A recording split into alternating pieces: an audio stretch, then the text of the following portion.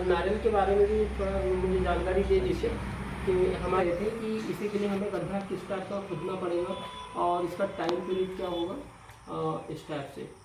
नारियल योजना जो अभी आ रही है हमारे जी। यहाँ मध्य प्रदेश और छत्तीसगढ़ के लिए एक रिसर्च सेंटर है कोंडागांव अच्छा छत्तीसगढ़ में। तो वहाँ पर 2 वैरायटियाँ उन्होंने तैयार किया है जो मध्य प्रदेश और छत्तीसगढ़ के लिए बहुत अच्छी है और अच्छा फलता है। अच्छा एवरेज उनका जो है 150 एक पौधे में नारियल अच्छा एवरेज, अच्छा अच्छा और अधिकतर 325-30 नारियल तक फलते हैं। वाह। और मिनिमम है ना कम से कम 75 से 80 नारियल आपको एक झाड़ में मिलेगा ही मिलेगा। मिलेगा ही मिलेगा। और एक एवरेज की बात करेंगे तो हम तो जैसे हमने अगर 100 पौधे लगाए हाँ। तो एक एवरेज की बात करेंगे तो हाँ 150 नारियल प्रति पौधे के हिसाब से आप जब हार्वेस्टिंग करेंगे तो हाँ। आपको मिलेगा, ये ठीक। उनका कहना है। और बालाघाट में नॉर्मली बहुत सारे जो नारियल उगे हैं हाँ है ना, वो वैरायटी कोई ऐसी अनुशंसित वैरायटी नहीं है, ना उनका कोई आइडेंटिफाई है कि वो किस वैरायटी का है, लोगों ने लाया और लगा दिया। हाँ तो उस कंडीशन में भी फलते देखा गया है। फलते अभी देखा जैसे हमारे भटेरा में जो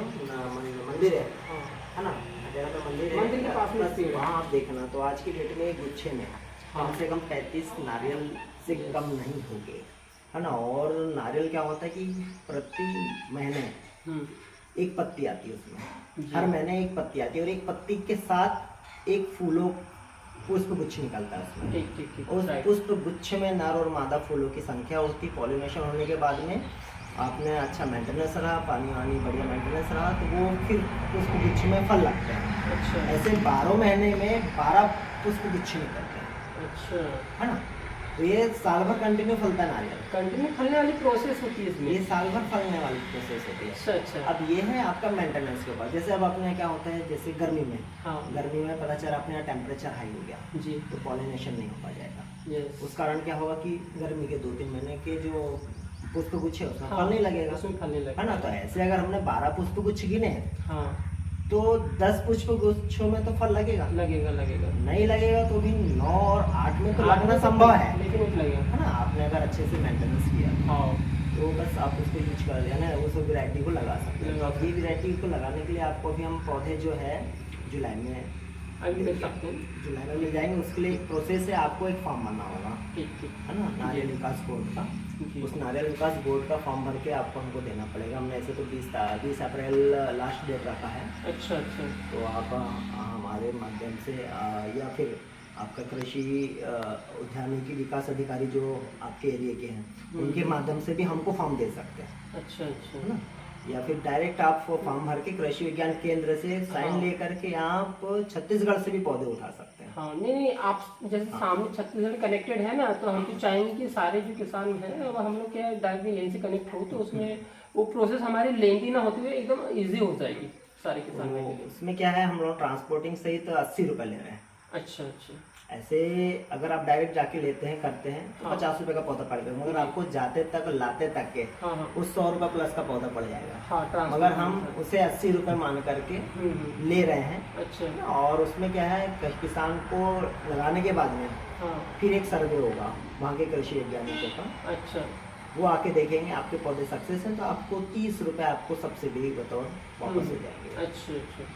तो ऐसा मिला करके आपको मिनिमम एक किसान 10 पौधे से इस योजना का लाभ ले सकता है। 3,000 से 4,000 के बीच अगर आपने नारियल पानी के लिए बेच दिया जी है ना, तो 25 से 30 रुपये आराम से फल हाँ का मिलता ठीक ठीक है ना। और अभी अपना जो एरिया है धान वाला एरिया, धान वाला एरिया। और रबी काफ़ी लगने लगा, रबी का जो धान बोलते जी। हैं है ना, वो काफ़ी लगने लगा। तो जो रबी का जो धान है उसमें भी पानी की मात्रा काफ़ी है हाँ यस। ना। तो आपको मेंटेनेंस ऐसे ही कम हो जाएगा। तो बहुत कम जितने हो पार धुरे हैं इनमें ये नारियल लगा करके योजना का फायदा ले सकते सही है सही है। हैं ना। और क्या है कि जैसे इसमें ना चोरी का झंझट, नहीं नहीं ना किसी मवेशी की झंझट, ना बंदर का झंझट सही ना कोई क्लाइमेट का दिक्कत है। क्लाइमेट का थोड़ा सा इशू आएगा, हाई टेम्परेचर, बस ठीक है। तो उस समय के वही फूल हम दो नहीं महीने। चाहेंगे। जी, हाँ, जी। 12 महीने में 12 पुष्प गुच्छ निकल रहे हैं तो हाँ। उसमें से हम 2 से 3 पुष्प को भूल जाएं, ठीक ठीक ठीक। तो बाकी जो पुष्प गुच्छ हैं उसमें आपको फल मिलेगा।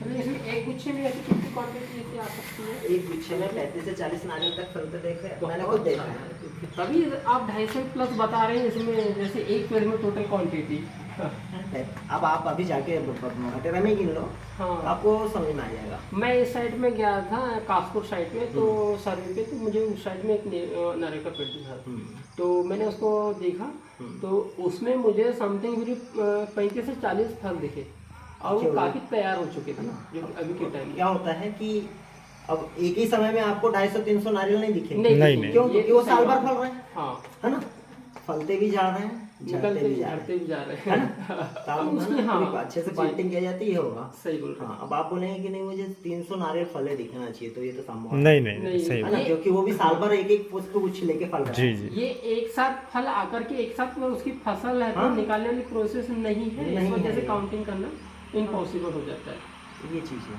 एक जो पुष्प गुच्छ है उसमें फलों की संख्या अपन गिन करके हम पता कर सकते हैं कि साल भर में हमने ये निकाला, या फिर जो भी है एक पौधे का अपन पूरा रिकॉर्ड रखा या मेंटेन किया, ये सब हो जाएगा। हाँ, क्वांटिटी तो एक पौधे के हिसाब से हम लोग निकाल सकते हो, कंप्लीट कर सकते हैं। और किसानों को अगर इस योजना का फायदा लेना है तो किसानों को अभी से तैयारी करना पड़ेगा। जैसे अप्रैल तक हमारे पास फार्म अगर आ जाते हैं तो मई में उनको गड्ढा करना है, तो गड्ढा आपको गड्ढा करने का 1 बाई 1 मीटर का, यानी 3 बाई 3 फीट का।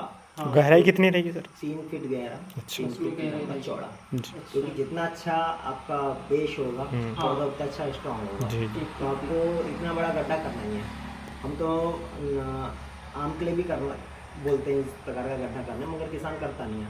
मगर आप नारियल लगा रहे हैं तो नारियल के लिए बिल्कुल करना, क्यों? क्योंकि ये आपकी 3 पीढ़ी को पालना है ना, क्योंकि नारियल की जो लाइफ होती है वो 130 से 35 साल तक का उनका रिकॉर्ड है। नारियल बोर्ड वालों ने उन्होंने बताया कि हमने जहाँ से सीड कलेक्शन किया है 135 साल तक के पौधों का सीड कलेक्शन किया है उस वैरायटी का। तो मेरे ख्याल से 30 साल की एक पीढ़ी को गिन सकते हैं, है ना। 30 साल में एज तो ढलते हुए 30 साल में शादी हुई, फिर उसकी अगली पीढ़ी, फिर अगली पीढ़ी, तो 3 की 9, है ना। 90 साल भी अगर गिनते हैं तो हमारी 3 पीढ़ी के लिए, है ना, ये पौधा फल देता है। हाँ, मतलब 3 पीढ़ी तक की जो 3 जनरेशन है उन लोगों को संभाल सकता है वो आराम से। अगर उसने अपने जैसे खेतों में मेड़ के ही सहयोग से अगर उसने 50 पेड़ भी लगा दिए, अगर एक मीडियम किसान भी है तो उसकी आजीविका को आराम से चला सकता है। बिल्कुल। हाँ, और फर्स्ट टाइम ही इनको उसमें है तो मेहनत करने की जरूरत है, उसके बाद 2 साल आपको केयर करना है पौधों की। 2 साल बाद में पौधा केयर खुद ही नहीं मांगेगा, बस पानी मांगेगा और अपना एरिया तो और बढ़ते चलेगा। अपना एरिया रबी वाला है तो गर्मी के दिनों में तो ऐसे और ज्यादा 6वें साल आपको फल आ जाएंगे इसमें। हाँ, समथिंग ऐसा कि 5 साल तक उनको मेंटेनेंस में लगेगा, उसके बाद में फिर वो 6वें साल से आपको फल देना चालू। लंबी खेत का भी लैंड इसके बहुत अच्छा से दिखेगा, लंबा तो टिकेगा ही टिकेगा। और जो व्यू आएगा खेत में, जो अपना साउथ वाले जो एरियाओं में आता है ना, उस टाइप का। हम तो साउथ जाते थे तो हम लोग यही देखते थे कि यार इधर धानों के बीच में मेड़ों में नारियल लगा है, ताड़ लगा है, अपने घर भी ऐसी कुछ होना चाहिए। तो फिर मुझे एक लिंक मिली दिल्ली से, दिल्ली एग्जीबिशन गया था, तो वहाँ पर क्या हुआ कि भारत सरकार का नारियल बोर्ड, तो उसमें देखा उनका लिफलेट लेके आया, तो मैंने कहा हमारे यहाँ भी हो सकता है कि नहीं। तो मैंने वहाँ के साइंटिस्टों से बात किया, फिर मुझे पता चला कि मध्य प्रदेश और छत्तीसगढ़ के लिए रिसर्च सेंटर अपना कोंडागांव में है। और इसके पहले इसी माध्यम से जो नारियल के पेड़ लगाने की एक फ्रेंचाइजी इनके पास मिल चुकी है, और किसी को भी अगर एवरीबडी जो नारियल के पेड़ के लिए अगर अपना कोई रुझान दिखाता है, जो हमारा जो किसान भाई, तो डायरेक्ट आप है तो यहाँ पे आ सकते हैं। यहाँ पे महात्मा जी फुल्लो के नाम से है, तो भैया जी की जो पौधा नर्सरी है, आपको कोई भी बता देगा। बालाघाट की आप किसी भी क्षेत्र से अगर पूछेंगे तो बता दिया जाएगा, और आपको ऐसे प्लेटफॉर्म पे आप नंबर भी मिल जाएगा हमारे भैया जी का। तो थैंक यू बड़े भैया, आपने हमारा जो सहयोग किया, और ये जो नारियल की जो भी जानकारी आपने हमें दी वो बहुत ही एक यूनिक है हमारे इस एरिया के लिए, हमारे सभी किसान भाइयों के लिए।